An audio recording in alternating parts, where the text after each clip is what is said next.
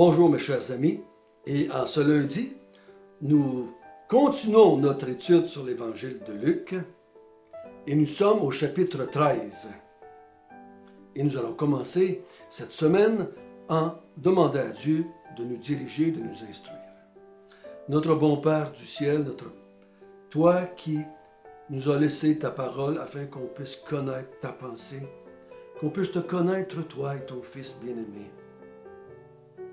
Instruis-nous pendant cette semaine, dirige-nous, conduis-nous, révèle-nous ta pensée par les Écritures, parce qu'elles sont le seul moyen que nous avons de connaître qui tu es et ce que tu veux, ce que tu attends de ton peuple. Au nom de Jésus, Amen. Je vous répète régulièrement qu'il faut étudier dans le contexte. Sans ça, on va faire dire tout ce que l'on veut à la Bible. Pour se protéger soi-même contre l'hérésie, il faut apprendre à étudier dans le contexte. Et on se souvient qu'on est dans l'évangile de Luc. Luc écrit à Théophile afin que Théophile soit certain des choses qu'il a entendues. Donc, Théophile va recevoir l'évangile de Luc 30-35 ans peut-être après que les événements se soient écoulés. Certains événements, ça fait déjà 60 ans que c'est écoulé. La naissance de Jésus, ça va faire au moins 60 ans que c'est passé. Donc, Luc dit à Théophile, j'ai été vérifié auprès des témoins oculaires, des gens qui étaient là en Israël, des gens qui étaient là présents à la naissance de Jésus, quand Zacharie était là, et tous ces gens-là, des gens qui étaient présents, des gens qui ont vu Jésus agir et instruire et enseigner, ils ont vu Jésus faire des miracles. Certains peut-être qui ont interrogé Luc, certaines personnes qui avaient été des miraculés, si je peux dire ça comme cela. Tu as fait afin que tu saches ce que tu as entendu, si c'est vraiment vrai. Parce qu'on sait que la bouche à oreille peut, des fois, changer, n'est-ce pas? Mais un écrit, ça reste écrit.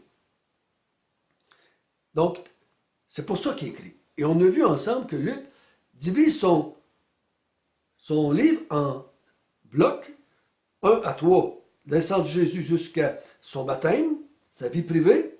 Ensuite de ça, chapitre 4 jusqu'à la fin du chapitre 9, sa vie publique en Galilée. Chapitre 10 jusqu'à 21, c'est dans le bloc dans lequel nous sommes présentement. C'est Jésus part de la Galilée et il monte à Jérusalem pour mourir. Il ne va jamais y revenir en Galilée. Il va mourir là.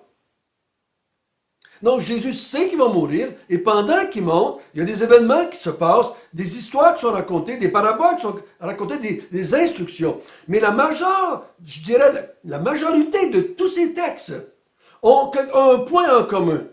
C'est que Jésus dénonce qu'Israël n'a pas reçu son Messie, a rejeté le Messie, et en rejetant le Messie, elle rejette Dieu qui l'a envoyé. Et il annonce ainsi la condamnation du peuple d'Israël. Allez-vous, pensez ça, allez lire votre Bible, chapitre 13 à 21, et remarquez bien ce que je vous dis là, c'est ce que je crois que le texte, dans ce texte-là, que Luc démontre à Théophile que Jésus n'est pas coupable de ce qu'on l'accusait, mais que les coupables, c'est Israël, qui, eux, sont des gens qui sont croches, sont hypocrites, qui vont faire mourir Jésus pour des raisons non valables. Donc, aujourd'hui, on est dans le chapitre 13, verset 1 jusqu'au verset 5. C'est ce que nous allons lire ensemble, si vous voulez bien. En ce même temps, quelques personnes qui se trouvaient là racontaient à Jésus ce qui était arrivé à des Galiléens, dont Pilate avait mêlé le sang avec celui de leur sacrifice. Il leur répondit, « Croyez-vous que ces Galiléens fussent de plus grands pécheurs que tous les autres Galiléens, parce qu'ils ont souffert de la sorte? Non, je vous le dis, mais si vous ne vous repentez, vous périrez tous également. » Ou bien ces 18 personnes sur qui est tombée la tour de Siloé et qu'elle a tuées, croyez-vous qu'elles fussent plus coupables que tous les autres habitants de Jérusalem? Non, je vous le dis. Mais si vous ne vous repentez, vous périrez tous également. Pour bien comprendre ce petit texte, il faut comprendre un peu l'histoire d'Israël. Il y a eu un schisme entre le royaume du Nord et le royaume du Sud en Israël des siècles avant Jésus. Il y a toujours eu un conflit entre la Judée, Jérusalem et le Sud contre le Nord. Et entre le Nord, qui était la Galilée, complètement nord, et tu avais la Samarie. Et les gens du Sud, les gens de Jérusalem et de ses environs, se croient des meilleurs Israélites, des meilleurs Juifs, des meilleurs pratiquants de la loi, des meilleurs de ceux qui entretiennent le temple et tout cela. Donc, c'est avec cette optique qu'il faut lire un peu que c'est ce qu'il y a là. Je dirais un peu, c'est comme un problème qu'on voit au Canada entre les Français et les Anglais. Ce schisme qui est là, quasiment omniprésent dans toutes les sphères de la société. Et ça fait longtemps que ça dure. Mais en Israël, c'est la même chose. Donc ici, le premier qui va poser la question à Jésus pendant qu'il marche, pendant qu'il monte à Jérusalem, il y a quelqu'un qui pose la question à Jésus, qu'est-ce que tu penses de ce qui est arrivé aux Galiléens, le Nord, les Galiléens, dont Pilate a versé le sang, dont Pilate a tué et a mélangé le sang avec celui des sacrifices qu'il offrait. Qu'est-ce que tu en penses? Dans la tête de ceux qui posent la question, c'est, penses-tu qu'ils sont plus méchants que les autres? C'est pour ça que Jésus répond au verset 2. Il leur répondit, croyez-vous que ces Galiléens aient été plus grands pécheurs que les autres Galiléens? Parce qu'ils ont souffert de la sorte? Dit, pensez-vous que ceux qui souffrent de la sorte, ceux qui vivent des catastrophes, ici c'était qui ont été tués par Pilate, par des païens, pensez-vous qu'ils étaient des plus grands pécheurs que ceux qui n'ont pas été tués par Pilate?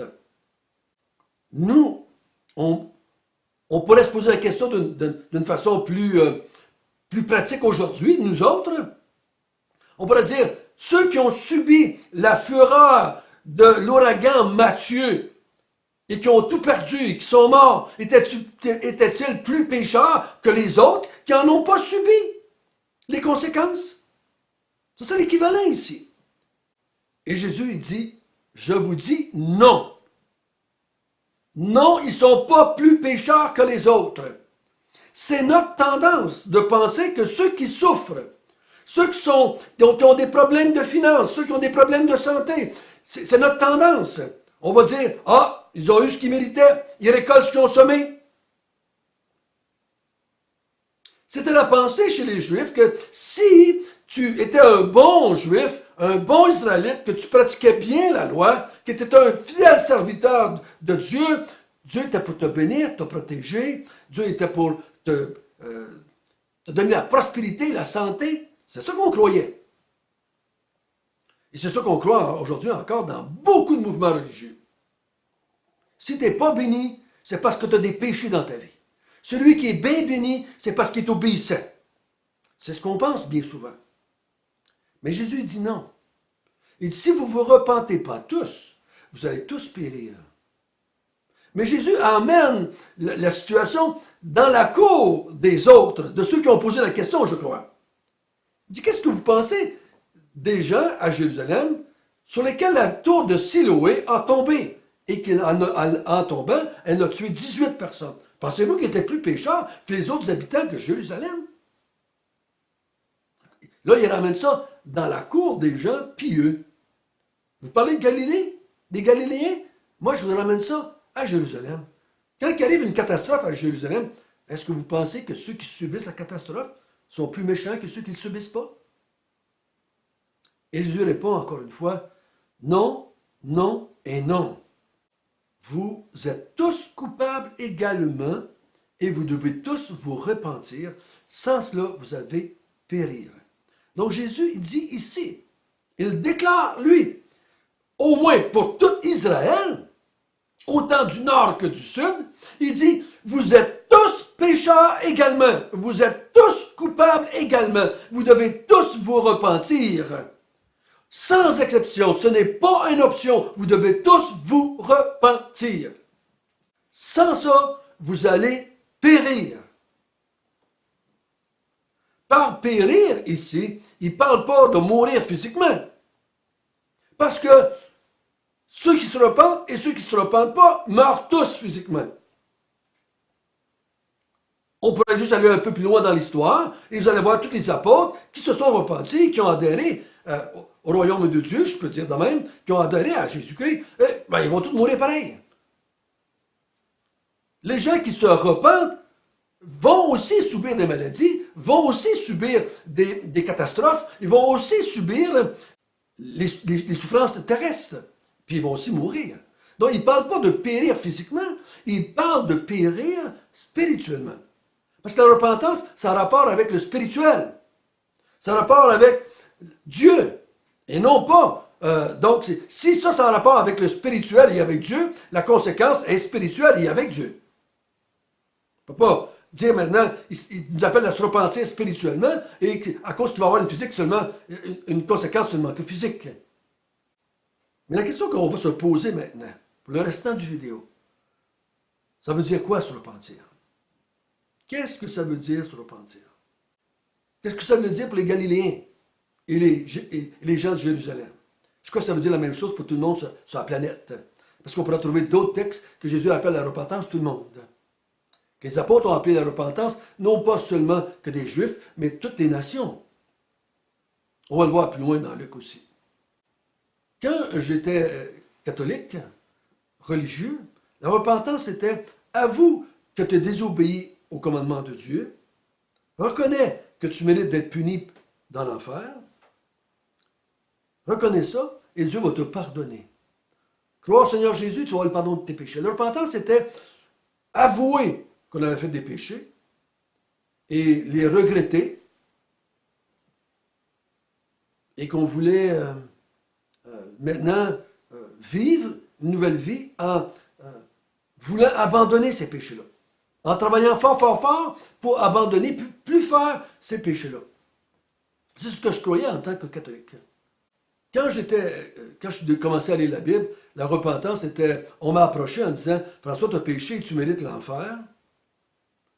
Si tu dois reconnaître ça, accepter ça, et que tu dois croire en Jésus, que lui va tout effacer tes péchés, et tu vas aller au ciel, mais tu meurs. Et la preuve que tu as abandonné les péchés, que tu t'es vraiment repenti, c'est que maintenant, tu vas lutter contre le péché dans ta vie. Tu vas essayer d'être le plus obéissant possible dans ta vie chrétienne. Mais plus tard, j'ai compris autre chose. La repentance ici, dans la Bible, ce n'est pas ça. Dans l'Ancien Testament, le mot repentance n'est jamais utilisé, excepté pour Dieu lui-même. Dieu s'est repenti d'avoir créé l'homme, mais il ne s'est jamais employé pour l'être humain. Dans l'Ancien Testament, c'était « revenez à moi ». Peuple d'Israël, revenez à moi, vous m'avez abandonné. Vous m'avez rejeté. Et cet appel à revenir à Dieu a commencé le lendemain du péché d'Adam au paradis. Tout de suite après ça, le peuple de Dieu s'était éloigné. En Adam, depuis ce temps-là, le peuple de Dieu s'est éloigné de Dieu, a abandonné Dieu, et on voit dans l'Ancien Testament l'idolâtrie qui est omniprésente dans le monde habité dans ce temps-là. L'être humain avait abandonné Dieu et était des idolâtres, et même au temps du déluge, au temps de Babylone, c'est l'idolâtrie. Et Dieu appelait par les prophètes le peuple, revenez à moi. Le péché que l'être humain a fait, c'est qu'il a, en Adam, décidé d'obéir au diable au lieu d'obéir à Dieu qui avait dit ne mange pas de l'arbre. Si tu manges de l'arbre, tu vas mourir. Satan vient et il dit, mange de l'arbre, tu vas devenir comme Dieu. Tu n'auras plus besoin de servir Dieu, tu n'auras plus besoin d'être un serviteur de Dieu. Dieu va être là et tu vas être son égal. Tu vas être comme Dieu. Et quand on étudie les histoires des hommes, on voit que les hommes s'inventent des religions. C'est eux autres qui font leur propre Dieu. Ils s'inventent des dieux de toutes les formes, de toutes les manières, de toutes les... L'imagination est très fertile dans ce domaine-là. On a abandonné Dieu. Et quand Jésus appelle les gens à se repentir, il appelle les gens à revenir à Dieu. Comme l'abandon de Dieu dans l'Ancien Testament se manifestait en tuant les prophètes, on va en parler plus loin dans le texte, dans le chapitre 13, en tuant ceux que Dieu envoyait, ici, le peuple d'Israël manifeste sa rébellion envers Dieu en rejetant Jésus. Jésus le dit, puis il le répète à plusieurs reprises. Si vous me rejetez, vous rejetez Dieu qui m'a envoyé. Jésus a dit à Israël pendant qu'il était sur la terre, vous dites que vous avez pour père Abraham, je vous dis que vous avez pour père le diable. Repentez-vous et revenez à Dieu. Pas pour aller au ciel quand vous allez mourir. Ça, c'est une fausse repentance. Revenez pas à Dieu pour avoir des bénédictions, la santé et la prospérité. Ça, c'est une fausse repentance. On revient à Dieu pour l'adorer, le louer et le servir. Ici et pour l'éternité. On reprend notre place de créature et de serviteur et de servante. Et on redonne à Dieu sa place de créateur, de maître, de seigneur, qui doit être servi, adoré et loué. C'est ça la repentance. Et si vous ne faites pas ça, vous allez périr. Vous allez être rejeté par Dieu, vous allez être jugé et condamné pour l'éternité. Je mets dans le bas du vidéo, là, vous allez le voir à l'écran, une adresse d'un site web, d'un blog que j'ai, où je parle de la repentance de façon beaucoup plus détaillée. 3 vidéos de 20 minutes sur la repentance. Donc, si le sujet vous intéresse, allez voir cette adresse-là et vous allez voir des vidéos sur la repentance. Donc, ici, si je résume, tous sont coupables, tous doivent se repentir, tous vont périr s'ils ne le font pas. Repens-toi et tu périras pas. Et la façon de démontrer que tu t'es repenti, c'est que tu adhères à Jésus-Christ que Dieu a envoyé. C'est comme ça que ça se manifeste. Une façon, ça se manifeste, tu te tournes vers Jésus-Christ pour être sauvé, afin d'être capable de servir Dieu et de l'adorer et de le louer. Nous allons prendre un moment de prière sur les biens. Notre bon Père du ciel, béni sois-tu pour ton amour, béni sois-tu pour nous avoir appelés à la repentance. Merci d'avoir été honnête et franc et direct avec nous. Tu nous l'as dit, on est tous coupables en tant qu'être humain. On doit tous se repentir. C'est pas une option. Sans ça, nous allons tous périr. Ô Seigneur, je te prie, pour ceux ici qui ne se sont jamais vraiment repentis d'une repentance biblique, ô Dieu, donne-leur la grâce de se repentir, de revenir à toi, de se tourner vers toi pour t'adorer, te louer, te servir pour l'éternité. C'est au nom de Jésus que je te demande cela.